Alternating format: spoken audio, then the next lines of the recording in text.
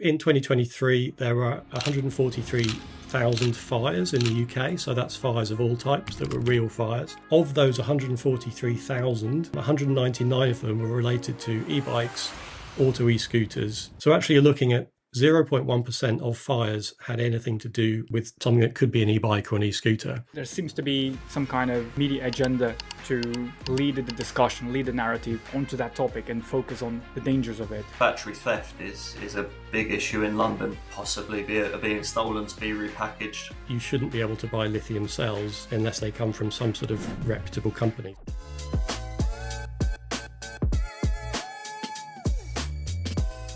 Today we're diving into one of the most urgent and polarizing issues facing UK cycling world, e-bike safety and the rise of dangerous conversion kits. This debate lands at a critical moment. We have seen fires linked to faulty batteries making national headlines, insurers pulling cover from bike shops, and media narratives casting a shadow over the entire e-bike market. Some businesses have already closed their doors, and industry leaders are warning of an existential threat to the sector, worth billions. At the same time, innovation is booming. E-bikes are outselling regular bikes in countries like Germany, and there's a global push to convert the billions of bikes already out there. But as rules try to catch up, the line between a street legal e-bike and a moped, a 60-mile delivery scooter, is getting dangerously blurry. And this is our job in the cycling industry to make sure that line and those categories are clearly distinguished. So the question is, can we strike a balance between innovation, safety and regulation, or are we just heading for a crash? Welcome everyone to this emergency episode of the Ride to Success podcast. Today we're diving into one of the most urgent and polarizing issues facing UK cycling market, specifically the e-bike safety and the rise of dangerous conversion kits. To unpack this, I'm joined by two amazing guests with deep insight into e-bikes, the e-bike market within the UK. Let's start with some quick introductions. Nick, why don't you kick us off by telling us who you are and what you do? Hello, I'm Nick Bailey. I'm the founder and CEO and all that sort of thing of Boost. We're a conversion kit company and also an e-bike technology company. So we started in 2019 with a sense that the world of cycling was going to go electric. And my background is an electronic engineer. So I took my skills to actually create a system of motors and batteries and conversion controllers, and initially then to convert bikes to electric. But we're looking to move more broadly across the whole e-bike space. Conversion kits is very much the starting point for us. And we've got some other exciting technology coming along in the next year or so. Very good. Mark, would you like to introduce yourself? Yes, of course. I'm the best part of 20 years deep into cycling journalism now. Hasn't always been e-bike specific. The e-bike market, as many will know, has really sort of come out to a place where people talk about it more often in the last 10 years. But before that, I was riding electric bikes that sort of had the larger lead acid car batteries on. Anyway, my background is that in cycle journalism.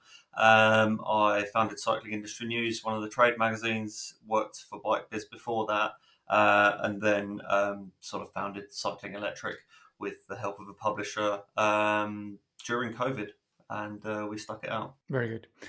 Thanks for both of you to coming on to this emergency episode. I wanted to start, tell us where you stand on e-bike conversion kits today.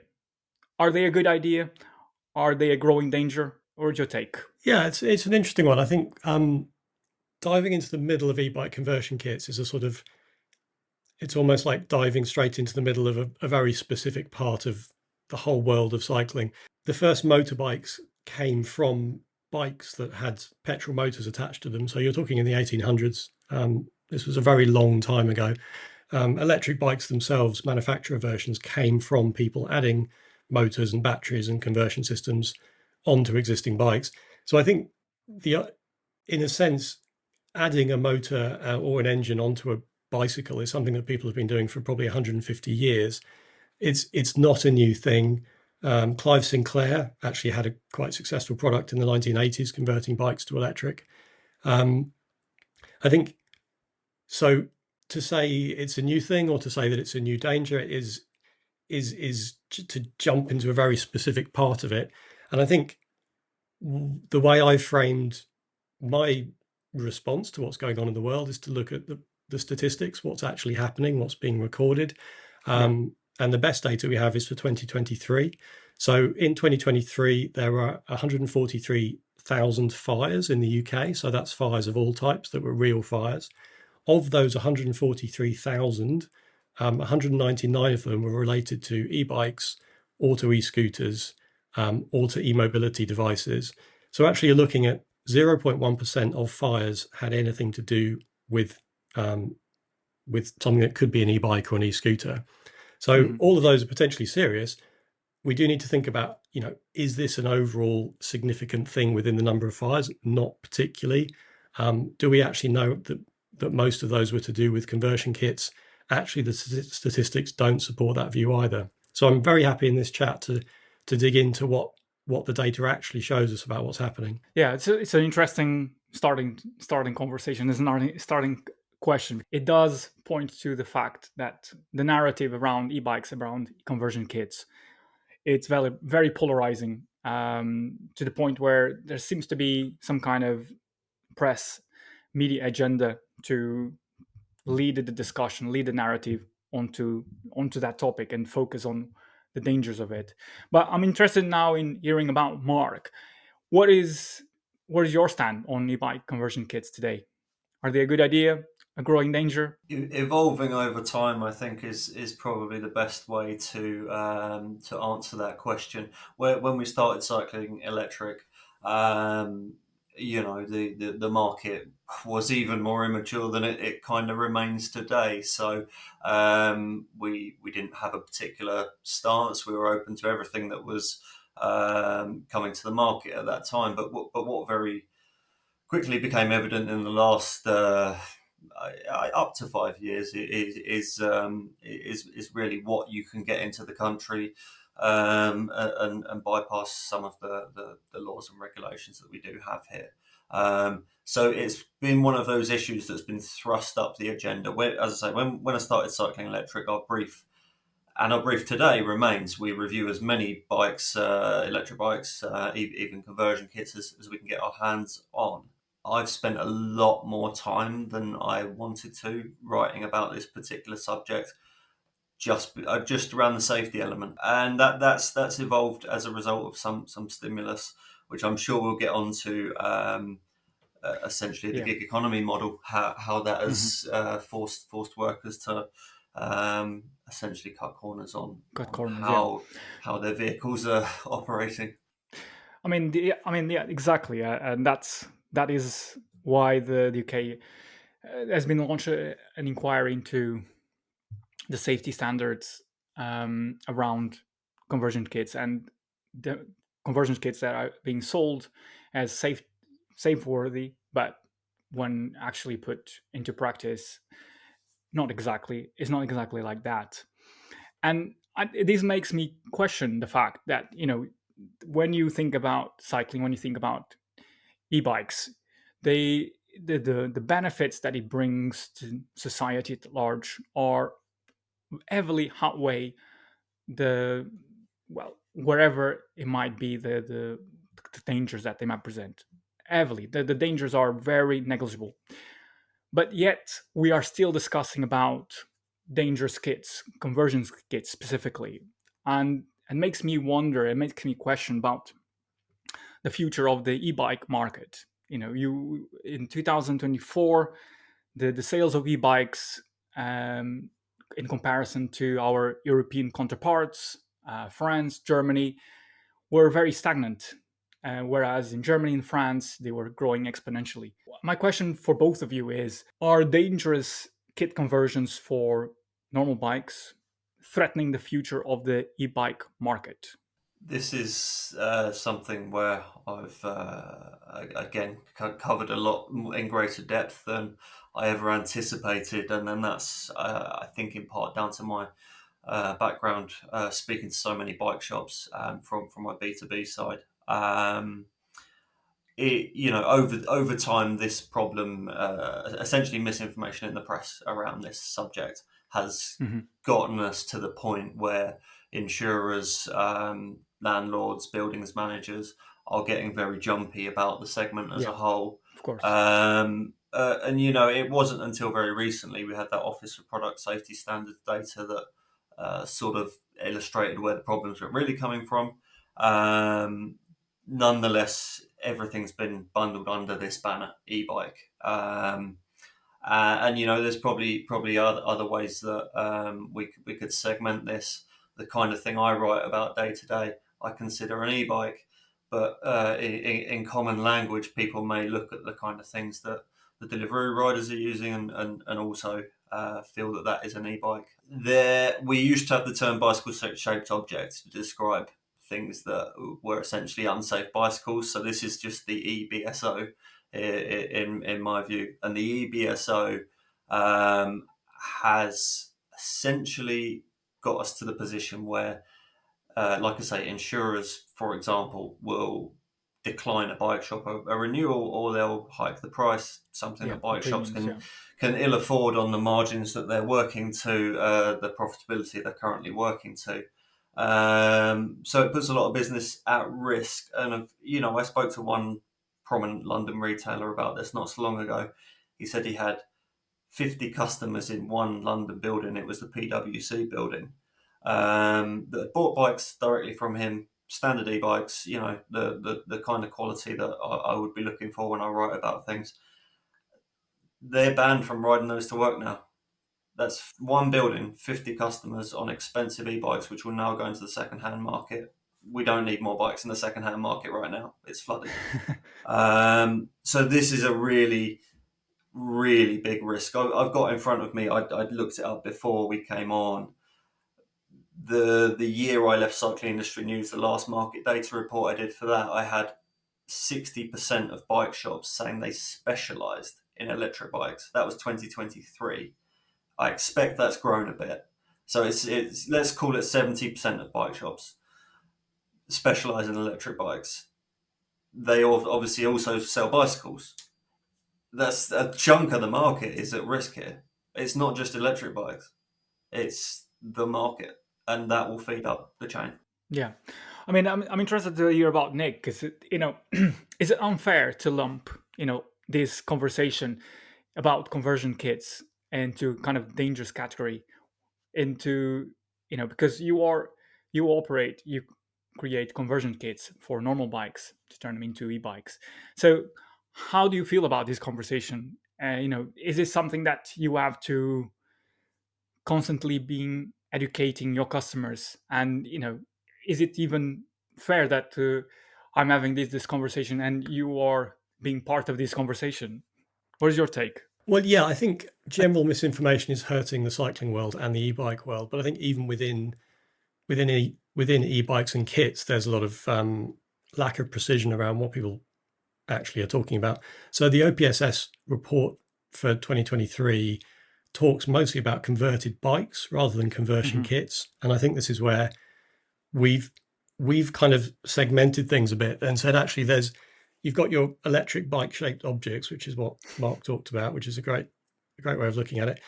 I went on a little tour last week of the sort of the places I know that delivery drivers hang around and get their bike serviced. Most of those bikes have what I would call homebrew batteries on them. So these are batteries that have come from completely unknown sources.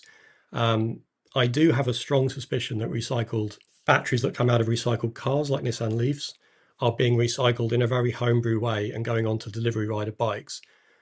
So you've got cells that are end of life that may be damaged. They've got no history to them, being repackaged into fabric batteries and strapped onto often budget steel frame mountain bikes. Yeah. And having had a look around London, that's actually what most of the very budget e-bikes on the streets are actually made of. So they're not even really kits. These are things that people who've got no qualifications have cobbled together based on instructions from the internet. They've bought battery cells that are 10% of the price it would cost to buy them new, because the fact that they're so cheap means there's a great market for them. So at the very end, potentially the things that are the least safe are the things that have got no build standards, no compliance. They haven't been imported. They've come out of scrap yards. This is the kind of homebrew Wild West end, but actually it's the end that's most common on the streets with people delivering doing delivery work. You've got a slightly better level than that, which is non-compliant kits being bought in from overseas directly, so bought as kits. But I think I see those two being lumped together as being the problem. At Boost, we've never had any fires with our batteries. I'm not aware of any of our reputable people in the same conversion kit market have ever had any fires. We build stuff to the same standards that e-bikes themselves are built to in terms of safety for batteries. So I think it's about looking at that and saying, is this something where someone has just basically made their own bike using very little information, or is there an actual engineer behind it who's actually had to go through the necessary steps and actually look at some quality standards? I mean, well, you could call it the Frankenstein bikes, but Yeah, yeah, I like that as well. Homebrew is my best word at the moment. It was put to me recently that potentially some, battery theft is a big issue in London, and in that same trail of thought, the batteries possibly being stolen to be repackaged. I don't have any evidence of that, but I know it happens in New York. So it's you can believe it's probably also happening here. So yeah, and I've seen evidence myself very recently of something that just met Nick's description there of something that just looked like it had been tacked together almost at home. Yeah. Duct tape's a giveaway. Yeah.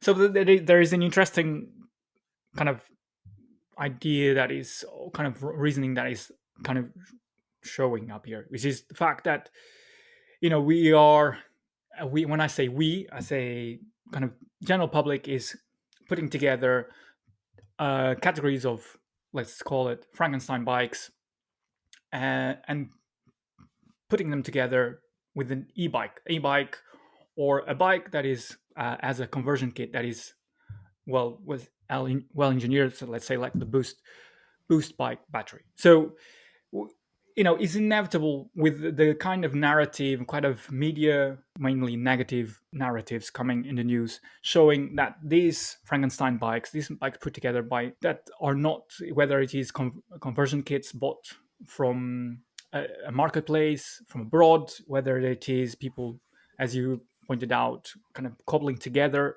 a kind of a battery pack. They are putting it together with a normal e-bike from a reputable brand, a conversion kit from a reputable brand. And this doesn't seem to be a lot of differentiation for the people that are listening. And what are the key differences between what you would qualify as, let's call it, between air quotes, a Frankenstein bike and an e-bike? Because they are widely different in terms of the power that they can generate, in terms of how they operate. So let's just make that clear from the onset, so that the discussion about what we're going to about, who is to blame or how to better educate people, we start from a starting point that is clear from people listening. What are the differences? Well, I think for kits that are being recycled from, Nick identified there's some very cheap cells available that you can buy. Nick, you said a price to me recently, which sort of raised my eyebrows, that you'd spotted, I think, Facebook Marketplace or something like that. Individual cells. What price were they? Yeah, so these were cells of a size that were definitely out of a Nissan Leaf, and they were being sold for about 45 pence per cell. And if I wanted to buy an equivalent cell new, the cheapest trade I could get was about £5.50 for the equivalent cell. So less than 10% of the price have definitely come out of a vehicle.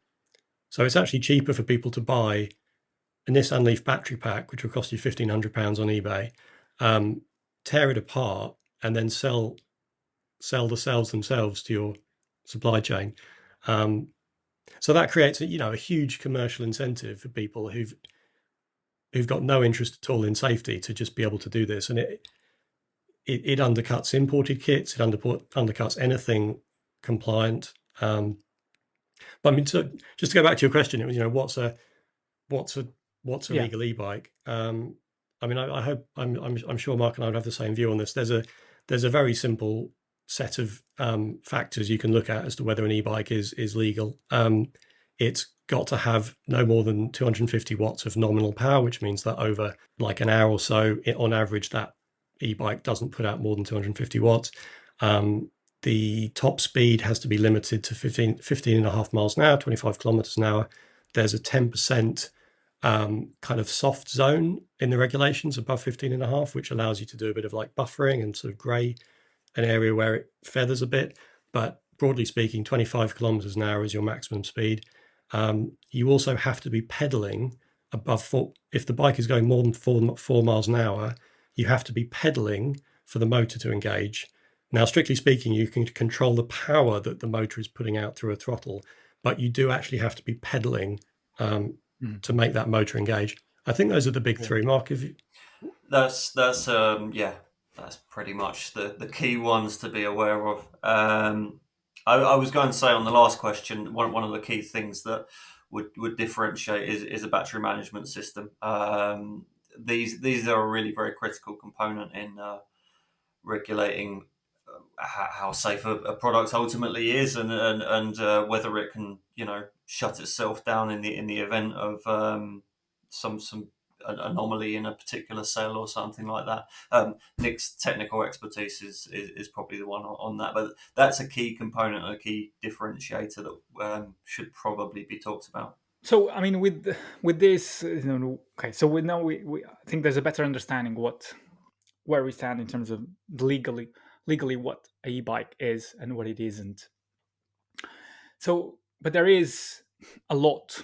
There was a recent Panorama documentary that was widely criticized about how it misrepresented e-bikes and their benefits that were largely overlooked in favor of the dangers. But the fact remains they were misrepresented, and this is kind of a narrative that has been shown time and time again in the media, to the fact that to the sense that when Mark when I interviewed last time Mark for the podcast, in one of the episodes, he mentioned there seems to be some kind of press animosity towards e-bikes, or towards what they represent within the public sphere.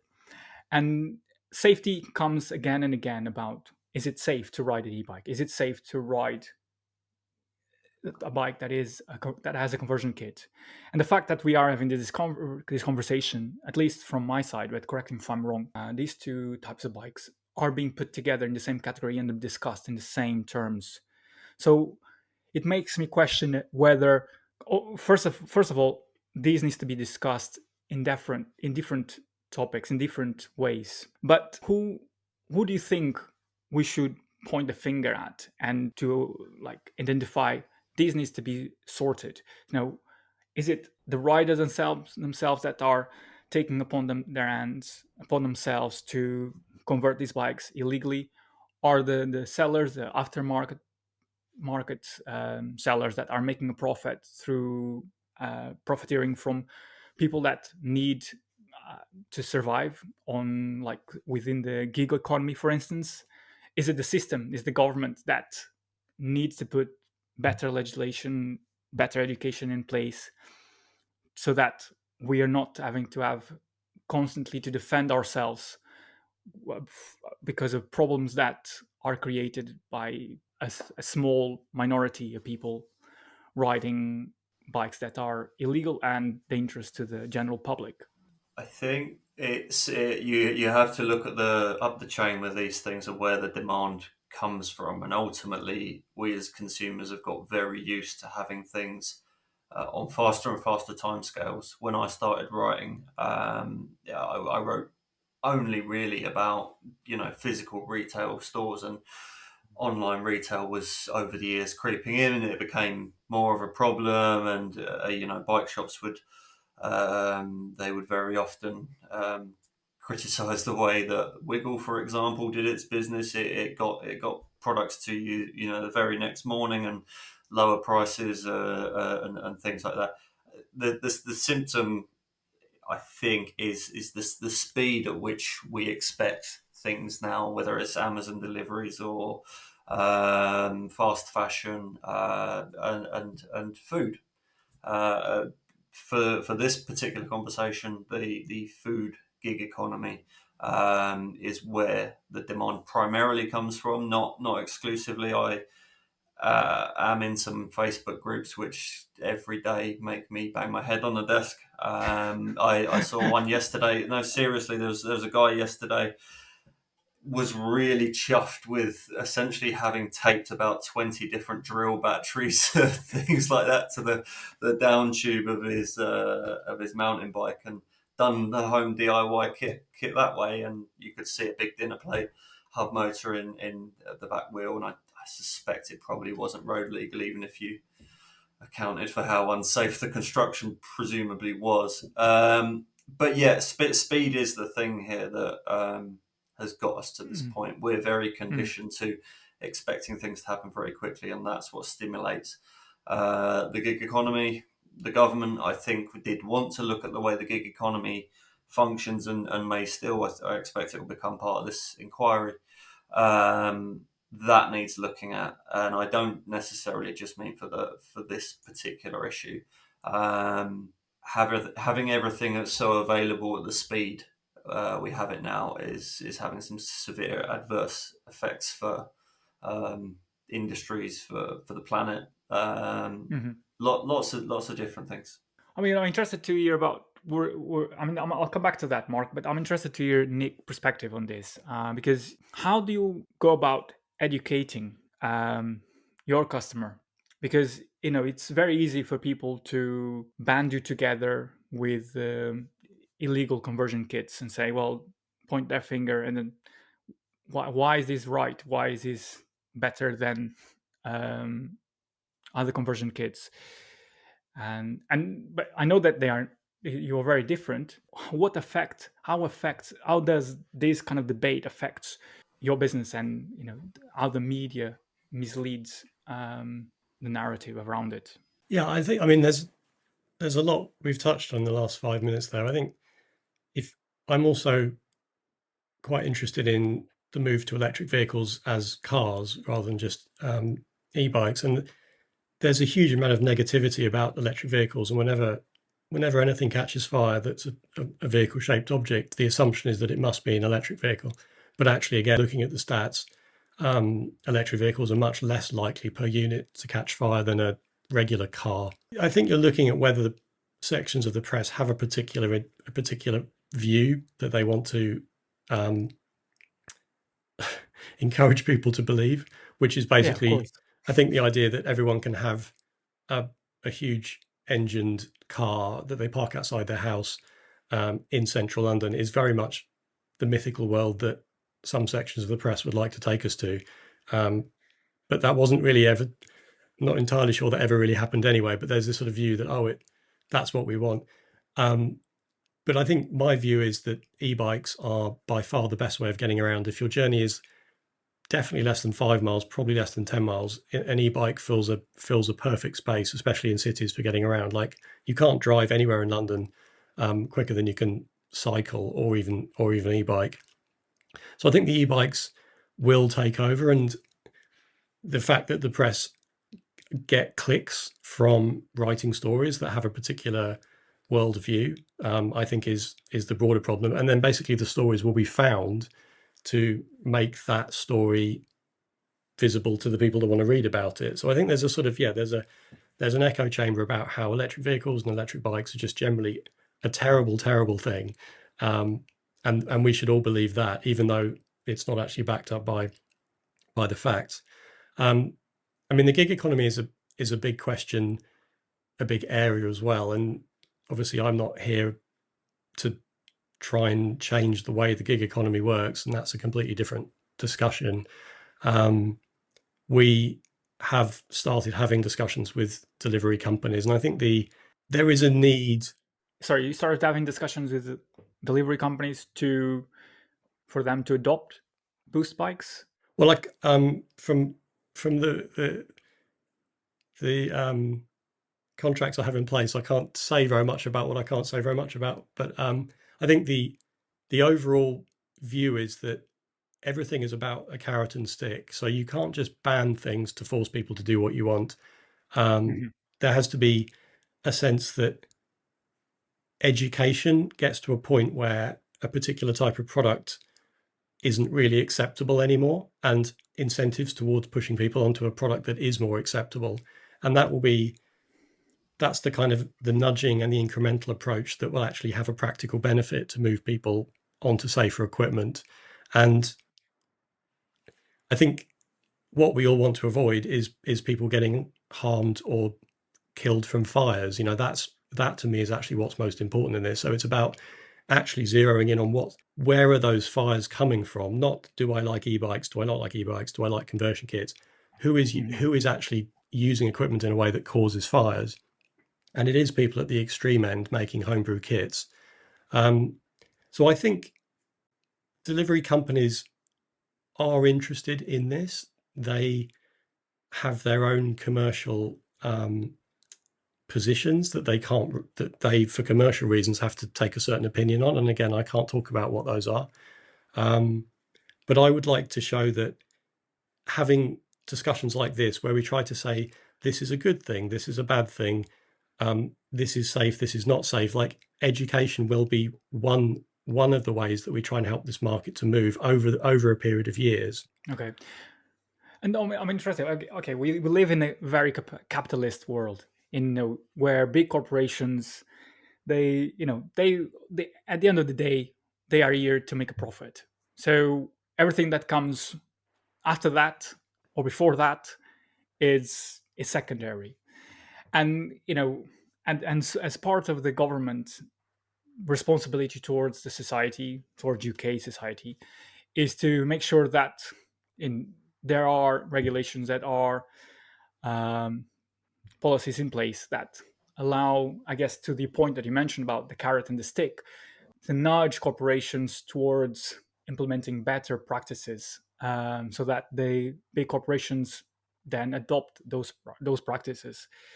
So I guess this question is for both of you. And then following up from what Nick said, is like, do you think that British government is moving too slowly in kind of one banning the import of dangerous conversion kits to regulating conversion kit industry?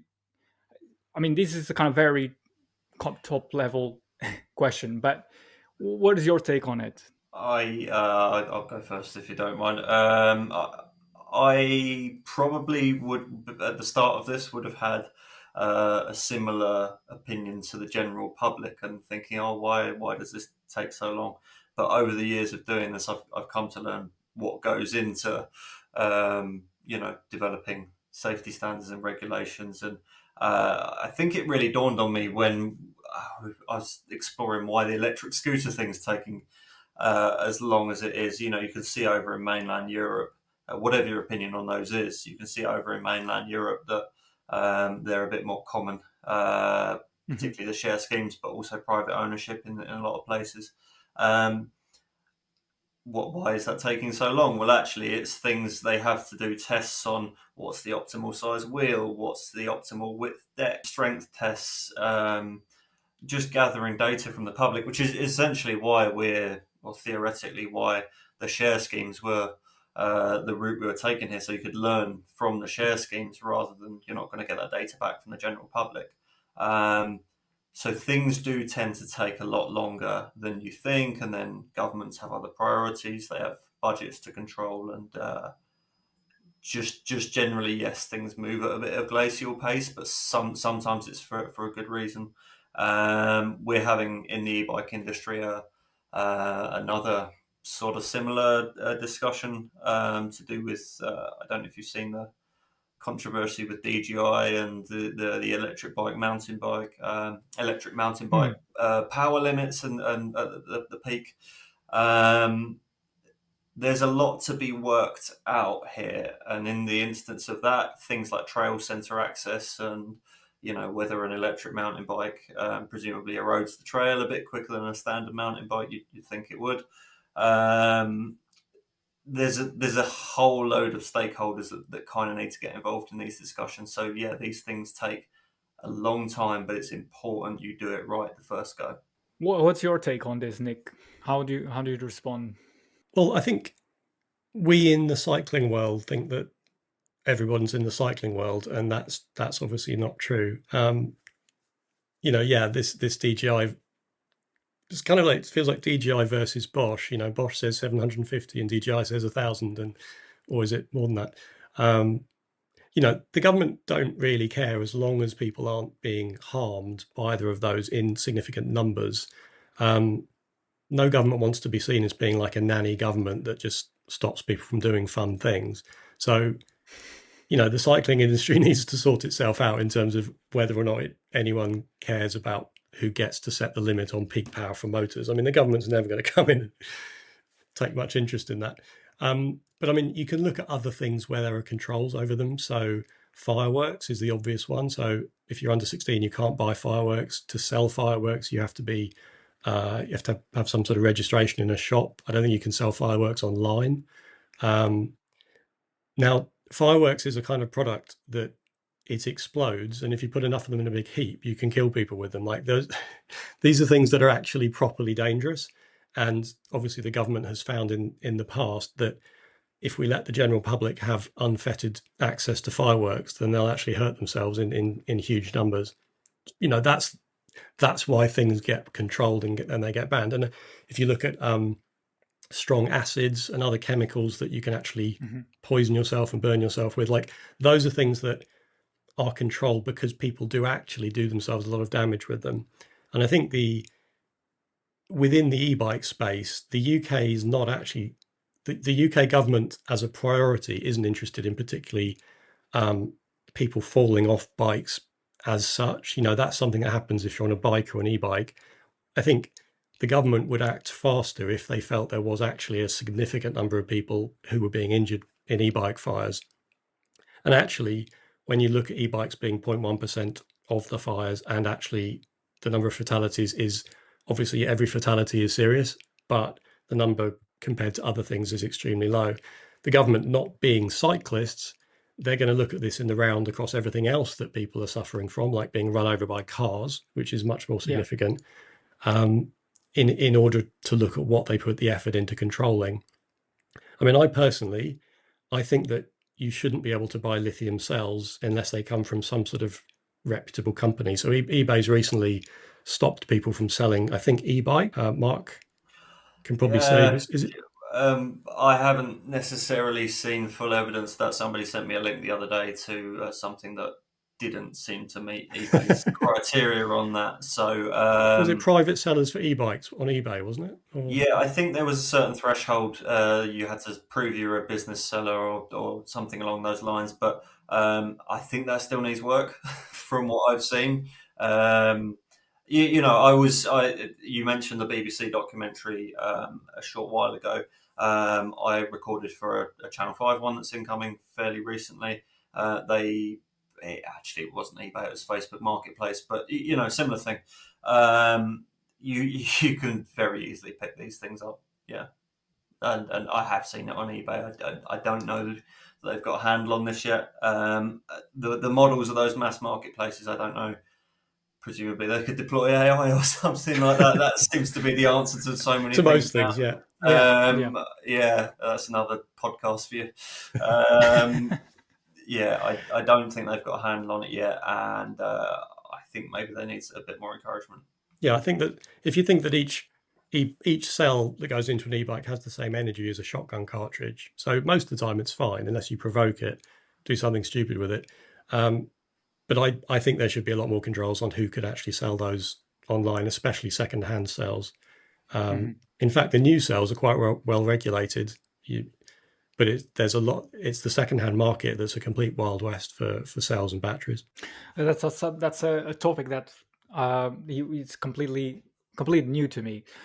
So, I mean that's I mean that's kind of it seems like a rabbit hole that you can get yourself into, and how do you even regulate that? How do you even stop that? And the fact that you were talking about just recently about eBay announced, I think, yes, it was last year, that they were stopping, I think, sales or private sellers from selling e-bikes. But from what Mark has been saying now is not not that it doesn't even necessarily is enforced properly.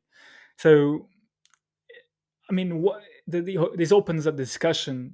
How can governments, how can companies better support the regulation of conversion kits? If this is an unavoidable thing, people will want conversion kits because it's beneficial for them.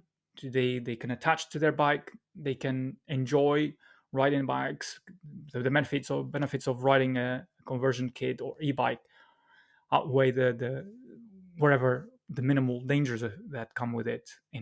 Just the fact that it gives freedom to people that might have mobility issues. The list of issues, sorry, the list of benefits go on and on. So it rather than putting kind of a blank ban on illegal conversion kits and touching upon the kind of the nudging that the government, that governing bodies can do, what should the government do next to kind of, is it a question of licensing plates or lessons in how to ride e-bike with a conversion kit, mandate that all batteries are tested by an independent body?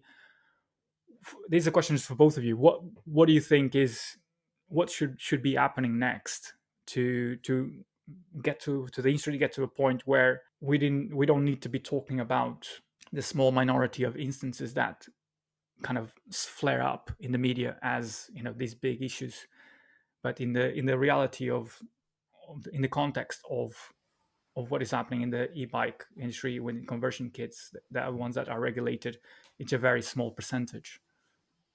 So I'll go. There is at the moment the product safety and metrology bill working its way through Parliament. That I think will seek to understand this issue a bit better, and of course, it'll have a few of the inquiry's findings will hopefully attack the relevant part that we're dealing with here. But what I think, more broadly speaking, because legislation does tend to be broad brush in many ways, a lot of unsafe things land in this country that that are not necessarily e-bikes. There are some of the biggest clothing retailers in the world, the ones that, again, using AI to work out what you want to buy, and Yeah. choosing their design. I won't name names. I think you can work out who I'm talking about. I think it was Apparel Insider or one of the clothing industry trade mags. They ran some tests, and that product, the clothing that people were wearing, the shoes, coming through with loads of toxic stuff that you embedded. The things that were banned that are no good for your skin, and Yeah. potentially causes cancer, things like that. There's a lot landing in this country and other countries that just do not meet safety standards, and these businesses are subcontracting obviously to manufacturers all over the place.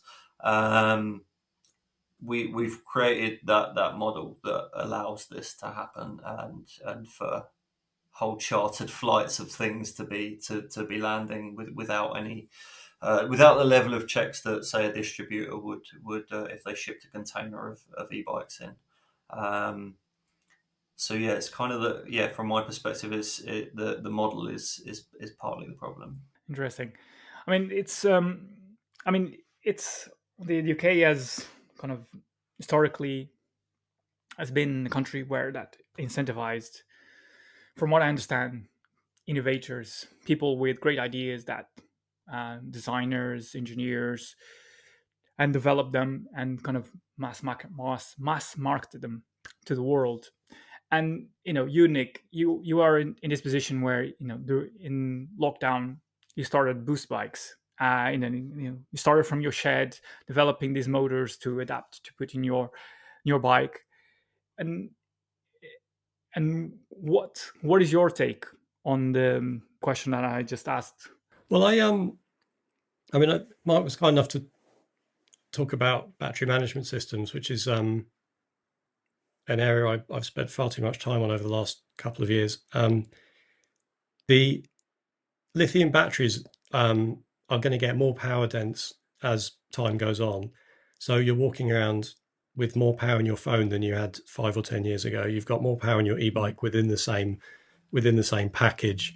Yeah. So my overall belief is that we just need to be generally more responsible with the way that we look after these batteries overall. Like I used to have a hedge trimmer, which was a petrol one, and it was awful because I could never get it started.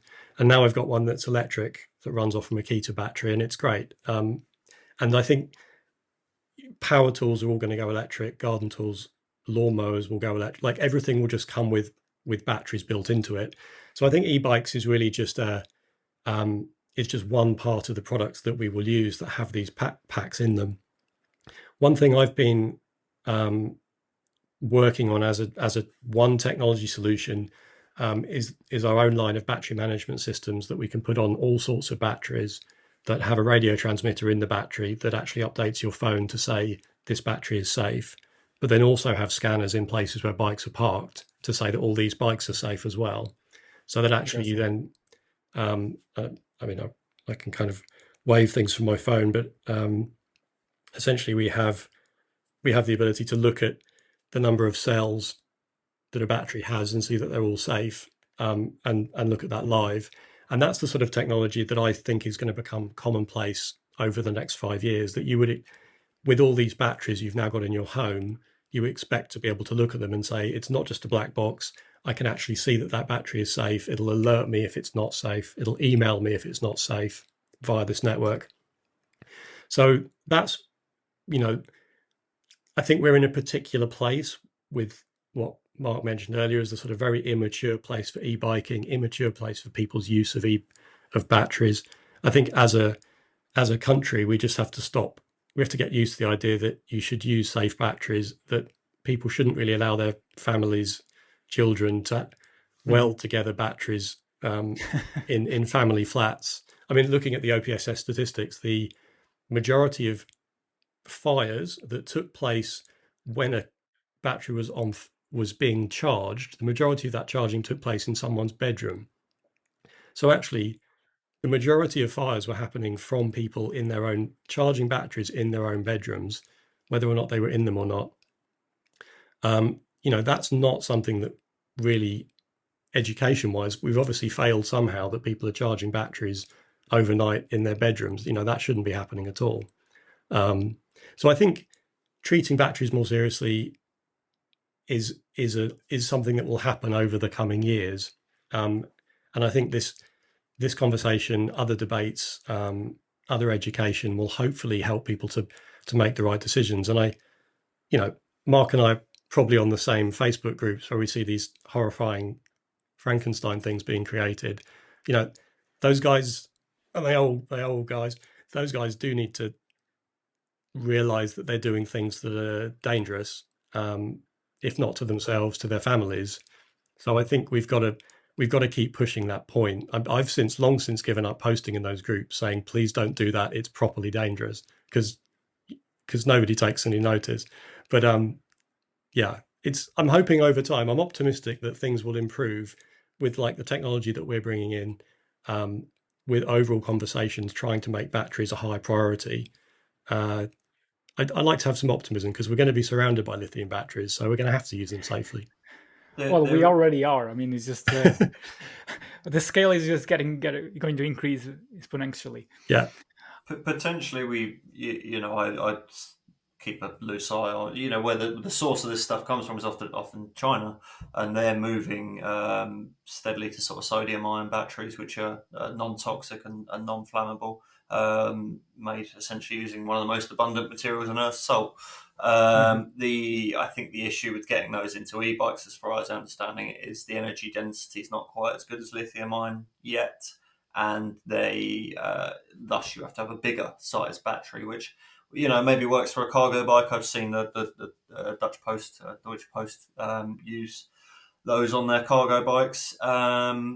So technology is only going to improve, but I think what Nick's done with is battery IQ, isn't it? yeah, That's quite commendable stuff, because if I'm a buildings manager and I can look at that app and I can scan the people who have cycled to my buildings, scan their bikes, be sure it's safe, I can pass that up the chain to the insurers who really shouldn't Exactly. Yeah. It's the insurer's job to Mm. look at this data, and ultimately they've failed to make the distinction. They've conflated everything, and we're in this position now where it's a risk to the industry as a whole. And the more bike shops uh, potentially go out of business, the more people are going to be pushed to more dangerous kits, because that's all that will be left. They won't be able to go down the road to their local bike shop to experience even one of Nick's kits. They're sold through bike shops. Um, Exactly. Yeah. so yeah, So I'm interested. You mentioned, you started kind of in a very positive outlook, but then you kind of slightly went down into a more negative outlook, and then kind of now taking kind of the different perspective on what the both of you have been saying so far, which is, there is a great hope and there's a great projects being worked on in the background and the foreground, whether it is government, whether it is companies, um, to make sure that people are educated, there are safe options in the market, and people can are feel safe into making the right choices. But part of me wants to ask, if we do nothing, from where we stand at the moment, in a very, I guess, doom and gloom, but it is the reality. If we do nothing, what do you think will happen in the next 5 years within the UK? If the regulations are not put in place, corporations are not held accountable, there is no development and innovation within the industry, what is the outlook? I recently was writing about this, and I've got a friend who's in the London Fire Brigade, and I think it was the evening of I forget where the fire was, but ultimately he'd attended that, and he said, "Yeah, this I've just literally just attended one of these, but reach out to our press office for more details." But I can tell you, it was a conversion kit. Hmm. Um, I would have significant concerns that if the government doesn't do something quite quickly, that what's to stop there being another Grenfell or something like that. And that's dead serious. They do not want that on their hands, nor do they want on their hands billions of pounds worth of economic value wiped off because the bike market and all of its tens of thousands of jobs have gone. They're two very serious things that could bring down, not maybe not bring down a government. Obviously, Conservatives survived Grenfell, but they shouldn't have. Um, those are two very real possibilities. They're dead serious. That's if we do nothing. I was really pleased to see the inquiry uh, pop up in my inbox a week or two ago. I think that line in the sand and the education process that comes with it needs to come sooner rather than later. I think the industry needs to have these conversations about power sooner rather than later. Um, the longer you let these things trickle on, we lose trail access. If the power conversation isn't resolved, we, you know, lose the market. If the fire conversation isn't resolved, that, from my perspective, is the damage and what's at stake. Very good. What's your take, Nick? Yeah, I mean, I think there's an interesting point made earlier about I can't remember exactly how we came to it, but that the bike shops going out of business, and therefore people would be pushed even further into the more homebrew end of things. And I think that's a danger within the bike industry itself. Hmm. There's a general problem at the moment with selling bikes and selling e-bikes because, broadly speaking, I think people bought their COVID bike and they probably don't need another one, and they maybe won't for another 1 or 2 years, and that's affecting everyone. And I think even within the industry, conversion kits are being seen as a way of, it's conversion kits that are causing the problem. And actually, why don't people just buy proper e-bikes? Why do they want these conversion kits? And the answer is it's because they've already got a perfectly decent bike and they don't want to buy another one. So actually, the conversion kit will bridge the gap for the next 2 or 3 years until they actually need to buy another bike. But I think by essentially demonizing the only thing left at the moment that seems to be actually growing. Like Boost is growing. Other companies Mhm. in the same sector seem to be doing okay as well. Meanwhile, the rest of the industry is kind of nosediving or flat. I think we do need to help bike shops to survive by actually saying, yeah, there are good conversion kits which have been built with a lot of care. There is stuff that we should not be selling through bike shops. But I think I'd like to try and help bike shops stay alive. Actually, it was one of the things that I wanted to do when I started Boost. I had this great optimism that bike shops could help to convert bikes, that we could give this new product to bikes that were easier to sell than having to have stock of lots of e-bikes, because there's a whole capital requirement to have a stock of e-bikes. So I think the industry has to make a decision itself. Is it prepared to sacrifice local bike shops by banning everything or taking a negative view on everything, or is it actually important to say we can help local bike shops to survive by giving them a product that will actually provide some benefit for the next 2 or 3 years? At which point the industry will actually probably start to recover in terms of bike sales. Do you have any particular thoughts on that market? It's kind of a subtle point. I'm not sure I'm explaining my view on it very well. The thing that I came into this call with was thinking I would hate it if, people like yourself that have put in the work to make these things safe. I'd hate it if you got caught up in a ban of any kind, and then conflicted with that is speaking to my firefighter friend, thinking Mhm. those things need to be banned. What's the greater good here? I'm still quite conflicted on that because ultimately, yeah, I think Nick and others that have gone that extra mile to make sure things are legal and safe and explained properly. Um, they shouldn't be casualties of what you know what may come to pass. I don't know what's going to come out of the inquiry, but I'm sure we'll hear lots of different viewpoints.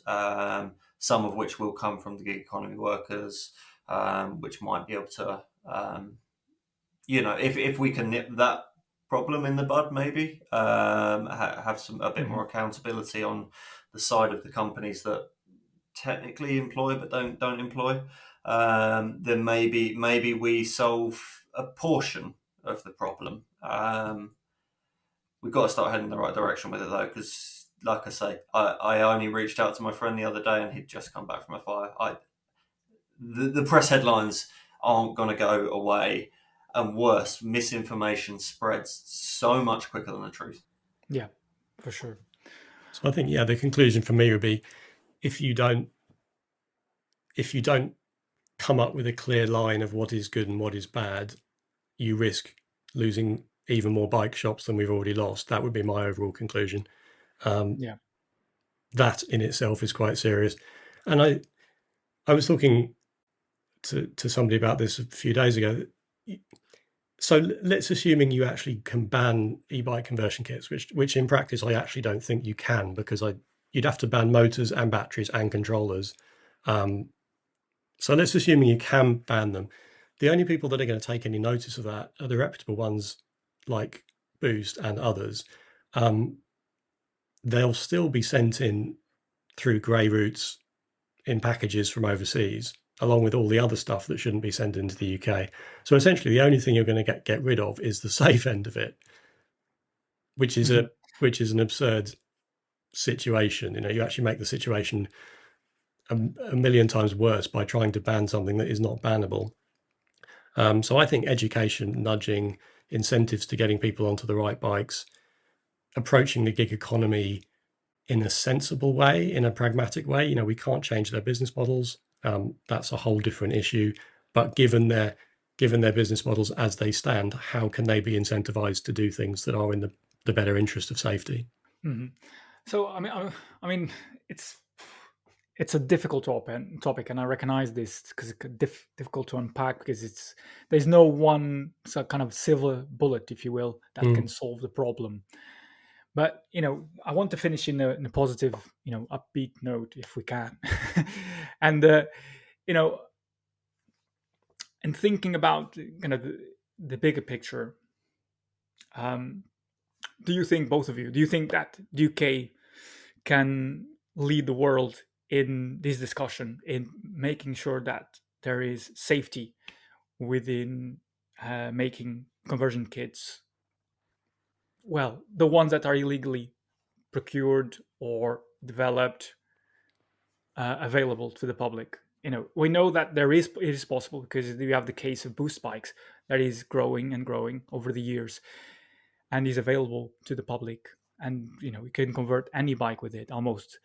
So what is it, how can is there hope for the UK for the UK marketplace? Well, I mean, I'm hugely optimistic, which is why I gave up a perfectly good job doing something more, earning more money to mess around with bikes. Like I like the bike industry.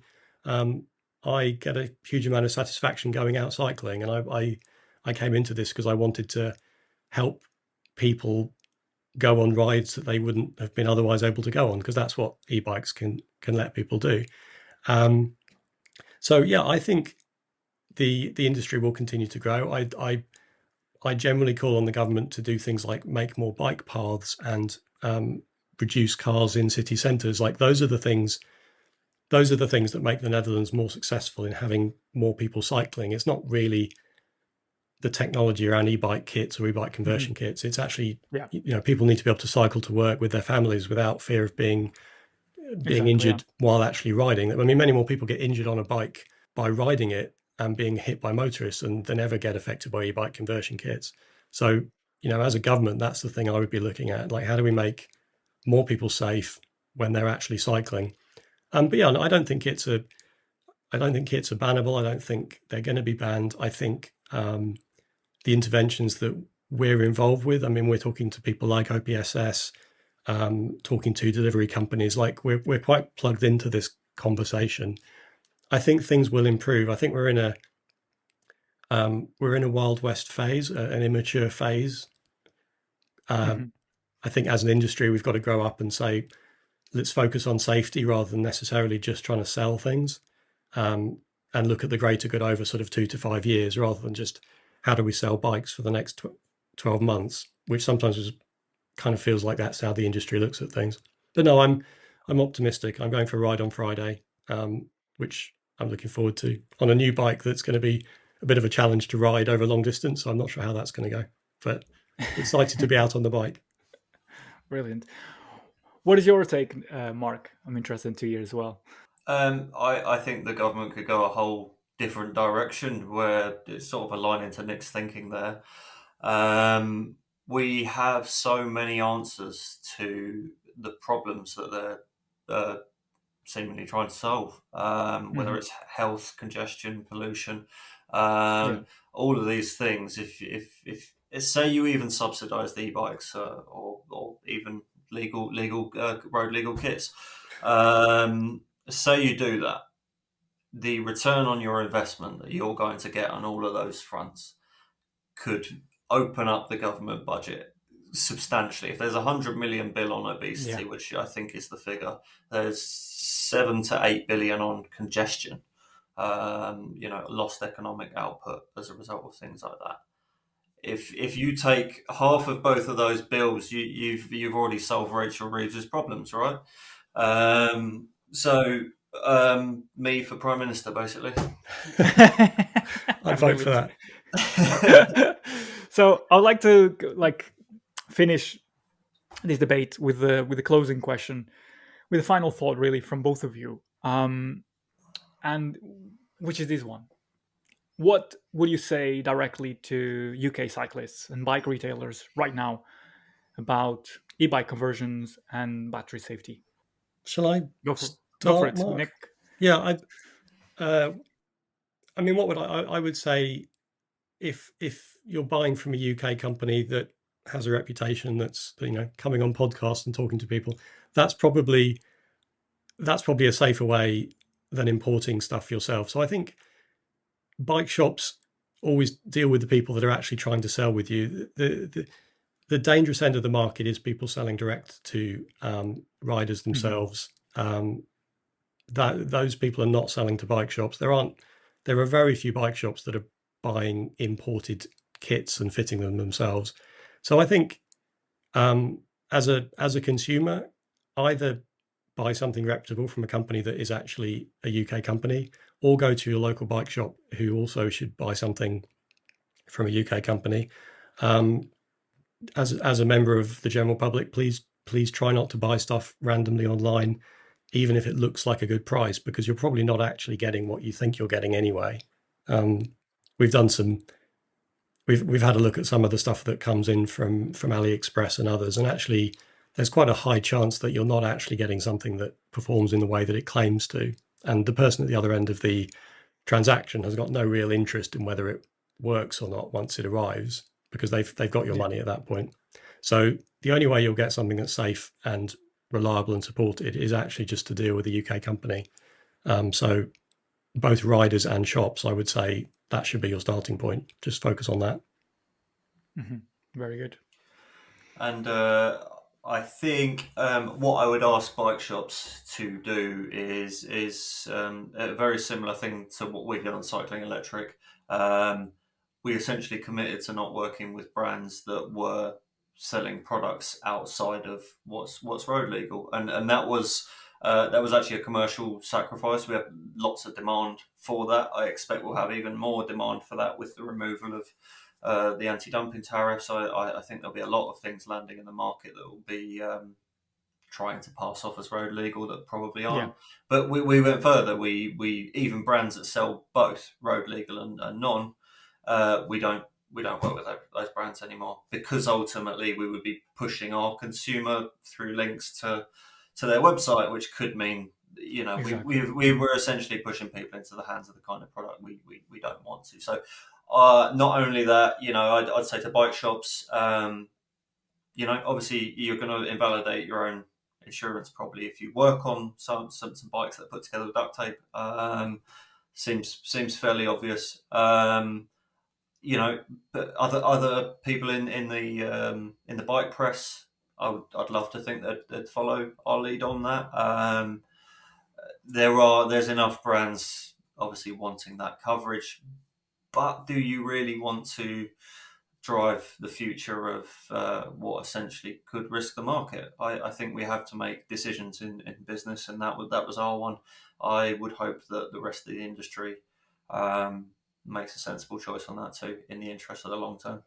Brilliant. I think that's a brilliant way to close this debate. I want to thank both Nick Bailey and Mark Sutton for your time, for your expertise. I think this debate could be continued. What is clear for me now is that, the risks of not doing anything are huge. And so the solutions aren't simple, but there are solutions to the problem. And not you actually, not me, but you have touched on them, and they have given action points, if you will, to make those happen. So I think what is important is to take away what's important to take away from this is that the consumer, the bike retailer, needs to inform themselves of what is out there. And I think what you shared with us today is a great piece of information to have and to share, because it allows, whether it is a consumer, myself, the bike retailer, people working like yourselves in the other side of the industry, allows people to be better informed about what is happening and what is the solutions for this problem. So thanks for your time. Pleasure. Thank Thank you you very for much. hosting the debate. Yeah, appreciate it. You have been listening to Ride to Success, the podcast that takes you on a learning journey to a more productive, creative, and active life through the power of the bike. I'm your host, Pedro Couto Lopes. You can find me on LinkedIn under my own name. And in the podcast, I explore cycling's global trends, community needs, innovative business strategies, and the journeys of remarkable individuals in the world of cycling. If you found this emergency debate valuable, please share it, rate the podcast, leave a review, and let's keep pushing for a smarter, safer future of e-cycling and e-bikes. Until next time, ride safe, stay informed, and keep moving forward. Thank you for listening.